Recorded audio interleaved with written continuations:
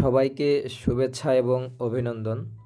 গত ক্লাসে আমরা শিখেছিলাম বিভিন্ন শিকলের বিস্তারিত পরিচিতি, জরিপ কাজে প্রয়োজনীয় ইউনিট ও পরিমাপ, শিকল জরিপে প্রয়োজনীয় সূত্রাবলী। আজকে আমরা শিকল জরিপের বিভিন্ন সমস্যার সমাধান করব।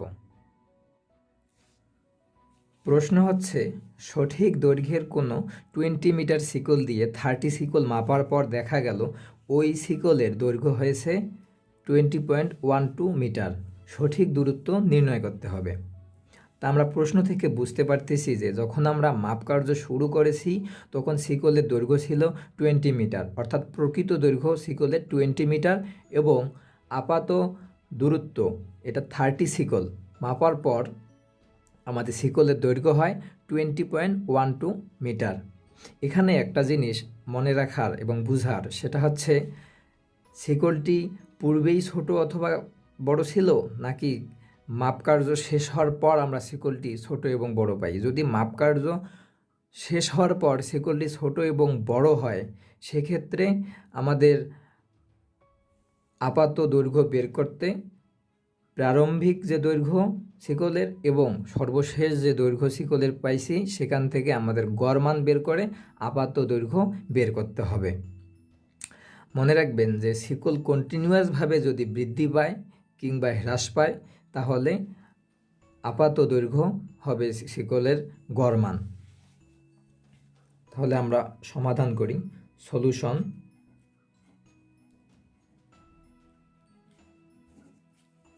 এখানে কি দেয়া আছে? এখানে শিকলের প্রকৃত দৈর্ঘ্য দেওয়া আছে 20 মিটার এবং শিকলের আপাত দৈর্ঘ্য আমরা কি করব?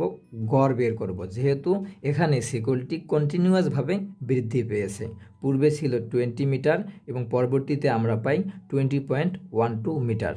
গড় করলে আমরা পাচ্ছি 20.06 মিটার এবং দেয়া আছে আমরা 30 শিকল মাপা হয়ে গেছে, অর্থাৎ আপাত দূরত্ব 30 শিকল। আমাদের বের করতে হবে প্রকৃত দৈর্ঘ্য আমরা ডি দ্বারা প্রকাশ করি। আমরা সূত্রটি কি জানি? We know that L by L dash equal D dash by D। আমরা তার মান বসাই দিই। প্রকৃত দৈর্ঘ্য ছিল শিকলের 20 মিটার, আপাত দৈর্ঘ্য আমরা বের করলাম 20.06 ইকুয়াল আপাত দূরত্ব 30 শিকল এবং প্রকৃত দূরত্ব আমরা বের করব। সুতরাং ডি ইকুয়াল 30 ইন্টু 20.06 বাই 20। সুতরাং ডি ইকুয়াল 30 ইন্টু 20.06 বাই 20, 30.09 শিকল।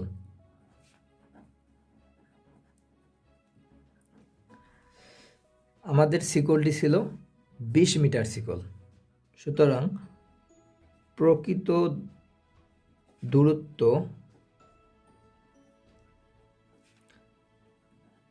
30.09 ইন্টু শিকলের দৈর্ঘ্য ছিল 20 মিটার ইকুয়াল ইন্টু 20,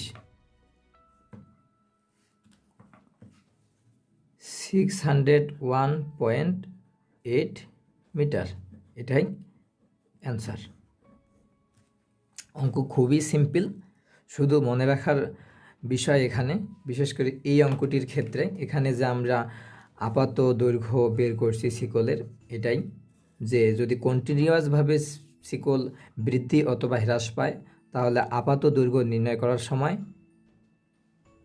শিকলের প্রারম্ভিক দৈর্ঘ্য এবং কাজ শেষ হওয়ার পর যে দৈর্ঘ্য সেখান থেকে আমাদের গড় মান বের করে আপাত দৈর্ঘ্যটি বের করতে হবে। আমরা আরেকটা অঙ্ক করি, তাহলে আরও বেশি ক্লিয়ার হবেন। এখানে দেয়া আছে যে 30 মিটার শিকল দিয়ে মেপে একখণ্ড ভূমির ক্ষেত্রফল পাওয়া গেল 17 হেক্টর, কিন্তু পরে দেখা গেল শিকলটি হাফ লিঙ্ক ছোট ছিল। ভূমি ক্ষেত্রের প্রকৃত ক্ষেত্রফল কত? এখানে যে জিনিসটা লক্ষণীয় সেটা হচ্ছে এই যে হাফ লিঙ্ক ছোট ছিল কখন? পূর্বেই ছিল। এখানে যেমন আমরা পরবর্তীতে পাইছি যে শিকলটি ছোট পরবর্তীতে মেপে আমরা পেয়েছিলাম, কিন্তু এখানে আমরা আগে থেকেই ছোট শিকল দিয়ে আমরা মাপকাঠ সম্পাদন করছি। সেক্ষেত্রে আমাদের গড় মান আর বের করতে হবে না, এটা একেবারেই সিম্পল। তাহলে সলিউশন,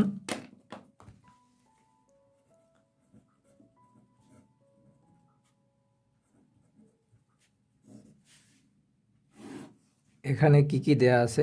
হেয়ার 30 মিটার শিকল দিয়ে, অর্থাৎ প্রকৃত দৈর্ঘ্য, শিকলের প্রকৃত দৈর্ঘ্য হচ্ছে 30 মিটার এবং আপাত দৈর্ঘ্য 30 মিটার। হাফ লিঙ্ক ছোট ছিল। এখন হাফ লিঙ্ক কী করতে হবে? ছোট ছিল সেহেতু মাইনাস করতে হবে। এখন হাফ লিঙ্ক আমরা জানি যে 30 মিটার শিকলের এক লিঙ্কের দৈর্ঘ্য আমাদের জানতে হবে। 30 মিটার শিকলের এক লিঙ্কের দৈর্ঘ্য হচ্ছে 0.2 মিটার। তাহলে হাফ 2 দিয়ে ভাগ। সুতরাং আপাত দৈর্ঘ্য 29.9 মিটার এবং ক্ষেত্রফল আমরা মাপার পর যে ক্ষেত্রফলটা পাই তা হচ্ছে 17 হেক্টর। মানে আপাত ক্ষেত্রফল 17 হেক্টর। আমাদের প্রকৃত ক্ষেত্রফল বের করতে হবে। আমরা এই সূত্রটি জানি, we know that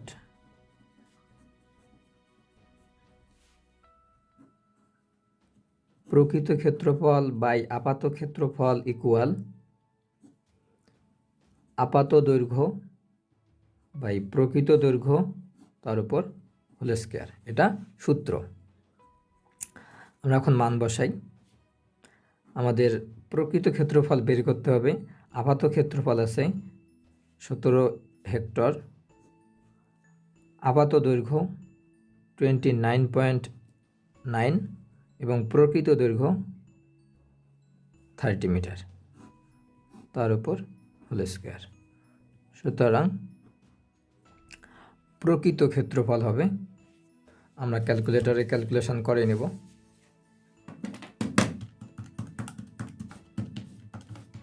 তাহলে প্রকৃত ক্ষেত্রফল হচ্ছে 16.89 হেক্টর। এটাই অ্যান্সার। তাহলে এখানে যে বিষয়টা সেটা হচ্ছে এই শিকলটি পূর্বেই ছোট ছিল, যে এত হেক্টর মাপার পর দেখা গেল শিকলটি হাফ লিঙ্ক ছোট ছিল, পূর্বেই ছোট ছিল, সেহেতু আমরা শুধু বাদ দিয়েছি, তাতেই হয়ে গেছে।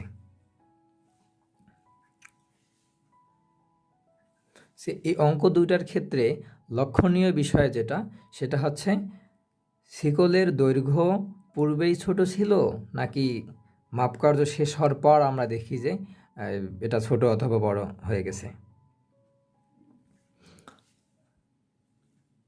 আমরা আরও কিছু অঙ্ক করি, তাহলে আরও ভালোভাবে আমরা বুঝতে পারব।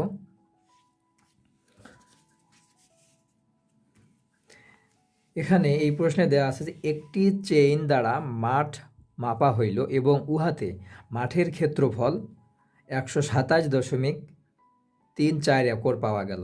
যদি মাপার কাজে ব্যবহৃত চেইনটি শতকরা 0.8 ভাগ বেশি লম্বা হয়, তাহলে জমির প্রকৃত ক্ষেত্রফল কত? ঠিক সেম, জাস্ট এখানে যে জিনিসটি দেয়া আছে সেটা হচ্ছে শতকরা 0.8 ভাগ বেশি লম্বা হয়। আগে যেমন আমাদের হাফ লিঙ্ক ছিল, কম বা বেশি, তারপর মাপার পর আমরা পাইছি, কিন্তু এখানে দেয়া আছে যে 0.8 ভাগ বেশি লম্বা। তাহলে আমরা এখানে কি কি পাই? সলিউশনে যাই। সলিউশন, এখানে একটা দেখেন যে চেনের যে প্রকৃত দৈর্ঘ্য সেটা দেয়া নেই, কিন্তু এখানে দেয়া আছে 0.8 ভাগ বেশি লম্বা হয় এবং এই মাপটা দেয়া আছে একরে। তাহলে আমরা কি নিব? ধরে নিতে হবে লেট চেইনের দৈর্ঘ্য,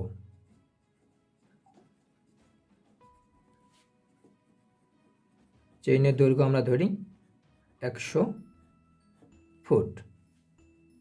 তাহলে আমরা কি পাচ্ছি এখন? প্রকৃত দৈর্ঘ্য আমরা পাচ্ছি 100 ফুট এবং আপাত দৈর্ঘ্য 100 শতকরা 0.8 ভাগ বেশি, সেজন্য যোগ, সুতরাং 100.8 এত ফুট। উহাতে মাঠের ক্ষেত্রফল 127.34 একর পাওয়া গেল। সুতরাং আপাত ক্ষেত্রফল আমরা কি পাইছি? 127.34 একর। প্রকৃত ক্ষেত্রফল আমাদের বের করতে হবে। পূর্বের ন্যায় আমরা যে সূত্রটি পূর্বে ব্যবহার করেছিলাম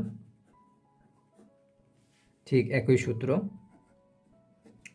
প্রকৃত ক্ষেত্রফল বাই আপাত ক্ষেত্রফল ইকুয়াল আপাত দৈর্ঘ্য প্রকৃত দৈর্ঘ্য তার উপর হোল স্কয়ার। তাহলে আমরা মান বসাই। প্রকৃত ক্ষেত্রফল আমরা বের করব, আপাত ক্ষেত্রফল দেওয়া আছে 127.34 ইকুয়াল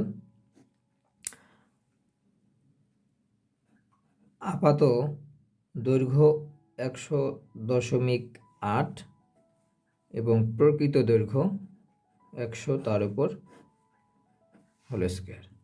সুতরাং আমরা এখান থেকে পাবো প্রকৃত ক্ষেত্রফল।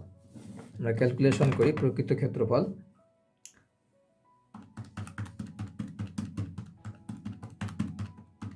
প্রকৃত ক্ষেত্রফল আমরা পাচ্ছি 129.38 একর। এটাই অ্যান্সার। অঙ্কগুলো খুবই সোজা, শুধু যদি আপনারা একটু বুঝেন মনোযোগ দিয়ে যে এখানে কি বলা আছে অঙ্কে। আমি অঙ্কটা আবার বলতেছি যে একটি চেইন দ্বারা, চেইনের মাপটা দেয়া নাই, চেইন দ্বারা মাঠ মাপা শুরু হলো এবং উহাতে মাঠের ক্ষেত্রফল 127.34 একর পাওয়া গেল। যদি মাপার কাজে ব্যবহৃত চেইনটি শতকরা 0.8 ভাগ বেশি লম্বা হয়, সেক্ষেত্রে জমির প্রকৃত ক্ষেত্রফলটা কত হবে? যেহেতু এখানে দেওয়া আছে যে 0.8 ভাগ বেশি, সেহেতু আমরা ধরে নেই সুবিধার্থে যে আমরা চেইনের দৈর্ঘ্যটা ধরে নিই 100 ফুট। 100 ফুট আমরা যখন ধরে নিলাম, তখন বেশি হওয়ার কারণে এটা 100 ফুট হচ্ছে চেইনের প্রকৃত দৈর্ঘ্য, 0.8 ভাগ বেশি হওয়ার কারণে আমরা প্রকৃত দৈর্ঘ্যের সাথে 0.8 যোগ দিলাম, যোগ দিয়ে আমরা আপাত দৈর্ঘ্যটা বের করলাম। এবং তারপর আমরা যে সূত্রটা আমরা জানি, ক্ষেত্রফল এবং দৈর্ঘ্য দেয়া থাকলে এই রিলেটেড যে সূত্রটা আমরা মান বসায় দিলাম, উত্তর চলে আসলাম। অঙ্ক খুবই সোজা। এরপরে আমরা আরেকটা অঙ্কে যাই। এই অঙ্কে একটু মনোযোগী হবেন। এখানে বলা আছে যে একজন জরিপকারক 30 মিটার শিকল দ্বারা জরিপ কাজ আরম্ভ করিল। 30 মিটার শিকল দিয়ে জরিপ কাজ আরম্ভ করছে। কাজ শেষে দেখলো শিকলে 1 লিঙ্ক অতিরিক্ত ছোট হয়েছে। কাজ শেষে দেখছে যে শিকলটি 1 লিঙ্ক অতিরিক্ত ছোট। এইভাবে পরিমাপকৃত মাঠের ক্ষেত্রফল নকশায় 92.5 সেন্টিমিটার স্কোয়ার হইলে কত স্কেলে নকশা অঙ্কিত হইয়াছে? মাঠের ক্ষেত্রফল দেওয়া আছে 33.08 হেক্টর।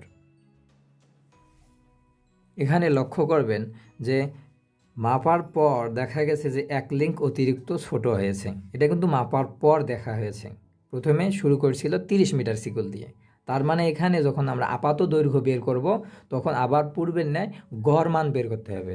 গড় মান বের করে আমাদের আপাত দৈর্ঘ্যটি বের করতে হবে। তাহলে আমরা সলিউশন করি।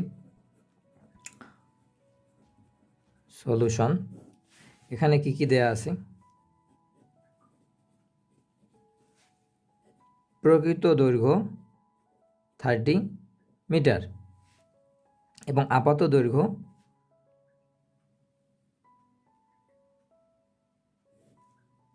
প্রথমে আমরা 30 মিটার শিকল দিয়ে কাজ শুরু করি এবং পরবর্তীতে এক লিঙ্ক ছোট পাই, মানে এক লিঙ্ক ছোট মাইনাস এক লিঙ্কের দৈর্ঘ্য আমরা জানি 30 মিটার শিকলের এক লিঙ্কের দৈর্ঘ্য হচ্ছে 0.2 মিটার বাই 2।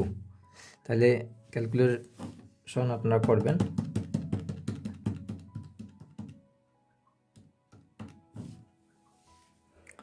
29.9 মিটার এবং প্রকৃত ক্ষেত্রফল দেয়া আছে 33.08 হেক্টর। প্রকৃত ক্ষেত্রফল আমরা জানি A = 33.08 হেক্টর। তাহলে আমরা এই হেক্টরকে আমরা বর্গ মিটারে নিয়ে যাই। 3.08 ইন্টু আমরা জানি 10,000 বর্গ মিটারে 1 হেক্টর। 10,000 বর্গ মিটারে 1 হেক্টর। তাহলে আমরা ক্যালকুলেশন করে পাচ্ছি কত? 330800 মিটার স্কোয়ার। আমরা হেক্টর থেকে বর্গ মিটারে নিয়ে গেলাম এবং এই অঙ্কের ক্ষেত্রে যেহেতু ক্ষেত্রফল নকশায় 92.5 সেন্টিমিটার স্কোয়ার স্কেলে আমাদের নিয়ে যেতে হবে, সেক্ষেত্রে আমাদের ধরে নিতে হবে we know that 1 centimetre equal x metre. এটা আমাদের কি স্কেল ধরি, স্কেল। দুই পাশে যদি আমরা 1 সেন্টিমিটার করে গুণ দিই, এ পাশে আমরা 1 সেন্টিমিটার গুণ, তার মানে ওই পাশে সেম x মিটার গুণন x মিটার। তাহলে আমরা এদিকে কী হচ্ছে 1 সেন্টিমিটার গুণন 1 সেন্টিমিটার, 1 সেন্টিমিটার এবং 1 সেন্টিমিটার গুণ করলে কি 1 centimetre square equal x metre হয় x স্কোয়ার মিটার স্কোয়ার।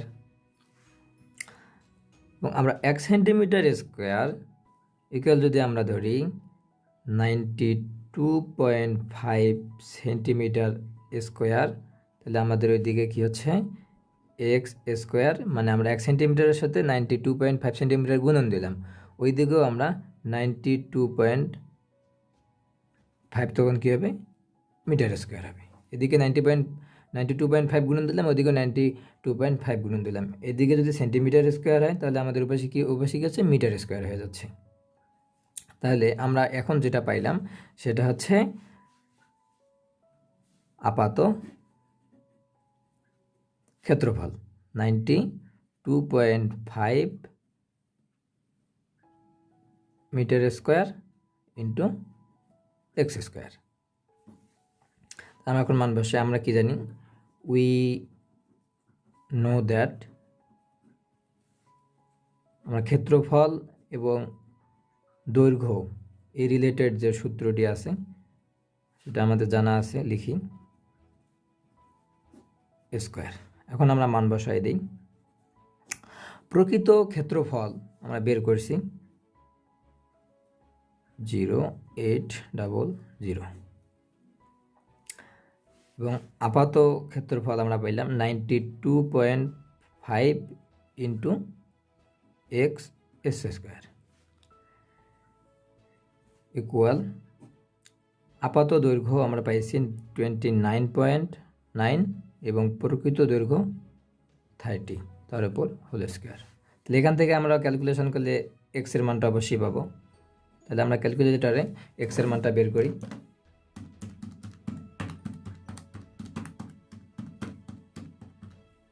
তাহলে এক্স ইকুয়াল আসতেছে 60 মিটার।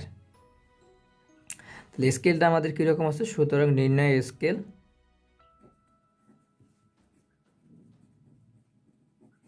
আমরা স্কেলটা পাচ্ছি যদি 1 সেন্টিমিটার হয় তাহলে আমাদের স্কেল আসছে কত 60 মিটার। ঠিক এই যে লাইনটা এখানে আমরা গেলাম, যেটা ধরে নিয়েছিলাম, যদি আমাদের এপাশে 1 সেন্টিমিটার হয় তাহলে এদিকে এক্সের মান 60 মিটার। এই অঙ্কটাও খুবই ইজি, যদি একটু মনোযোগ দিয়ে আপনারা আরেকবার ভিডিওটা টেনে সামন থেকে আবার এই অঙ্কটা দেখেন, খুবই ইজি, এবং আপনারা ট্রাই করেন, ইনশাআল্লাহ খুব ইজিতে আপনারা বুঝতে পারবেন। ধন্যবাদ।